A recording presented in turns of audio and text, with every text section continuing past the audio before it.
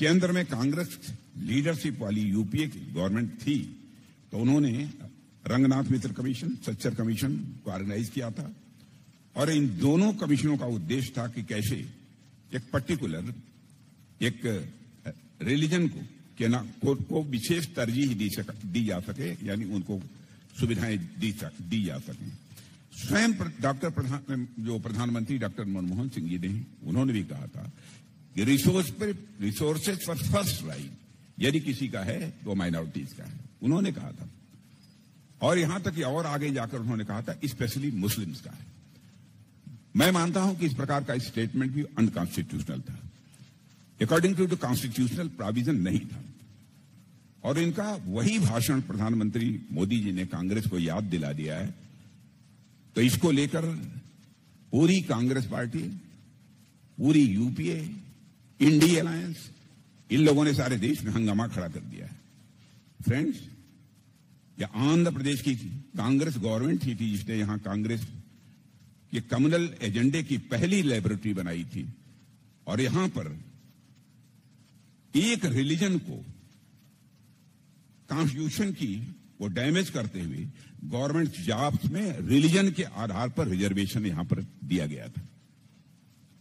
या आंध्र प्रदेश में SC, ST और ओबीसी को मिले आरक्षण में से कट करके, कमी करके एक रिलीजन विशेष को यानी मुस्लिम्स को रिजर्वेशन देने का प्रयास किया गया और वोट बैंक की पॉलिटिक्स के चलते यह डर्टी गेम खेला गया। मगर आंध्र प्रदेश हाई कोर्ट ने इस निर्णय पर रोक लगा दी। सुप्रीम कोर्ट ने तो ऐसे सारे डिसीजंस को रिजेक्ट कर दिया था। उसके बावजूद 2004 से 2010 के बीच कांग्रेस ने 4 बार आंध्र प्रदेश में मुस्लिम रिजर्वेशन लागू करने की कोशिश की, लेकिन कानूनी अड़चनों और सुप्रीम कोर्ट के अलॉटनेस के कारण वे अपने मंसूबे में कामयाब नहीं हो सके। 2011 में कांग्रेस ने इसे पूरे देश में लागू करने की कोशिश की, यानी 2004 से 2014 तक पूरे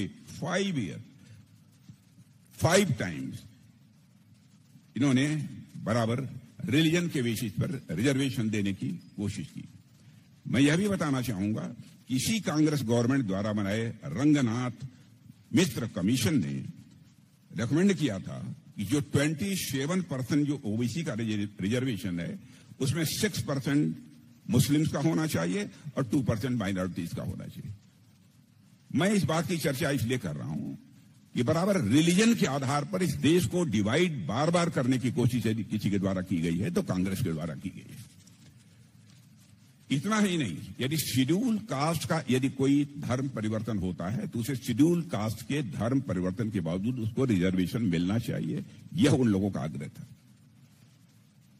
इतना ही नहीं, आपको जानकर आश्चर्य होगा कि जामिया मिलिया यूनिवर्सिटी और अलीगढ़ यूनिवर्सिटी में एससी और ST schedule caste, schedule tribes, इन लोगों के लिए जो रिजर्वेशन था उसको भी समाप्त कर दिया गया था।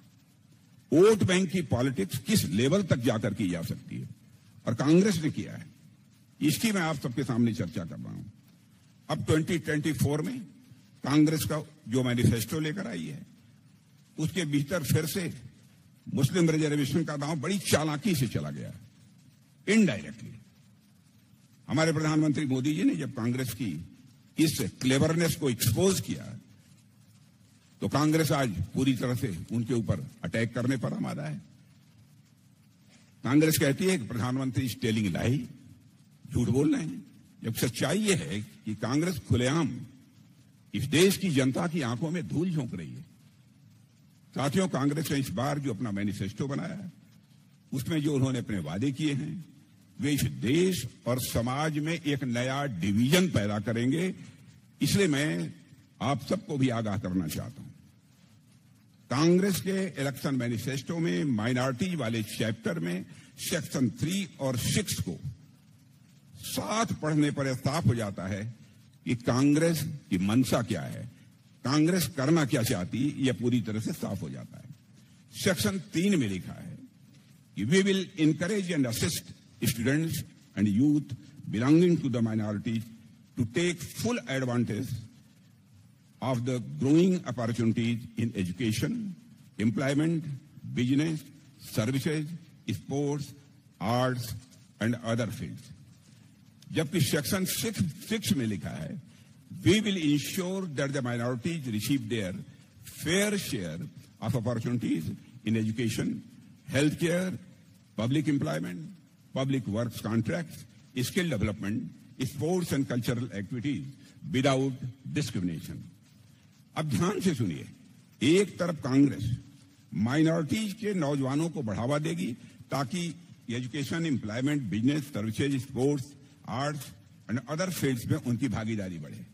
दूसरी तरफ यह सुनिश्चित करेगी कि उनको उनका हिस्सा मिले। यह काम कैसे होता है? लीगल प्रोविजंस बनाकर ही यह काम हो सकता है। जो इंश्योर शब्द के माध्यम से, जो अभी मैंने पढ़ा है, उससे यह एक्सप्रेस होता है, व्यक्त होता है। यानी कि जब रिलीजन बेस्ड रिजर्वेशन को बैकडोर से लाने की यह कांग्रेस की तैयारी है, और हम लोगों का कहना है यही अपीजमेंट है और यही उसका असली चेहरा है। भारतीय जनता पार्टी का अथवा एनडीए का यह कहना है, justice to all, appeasement of none.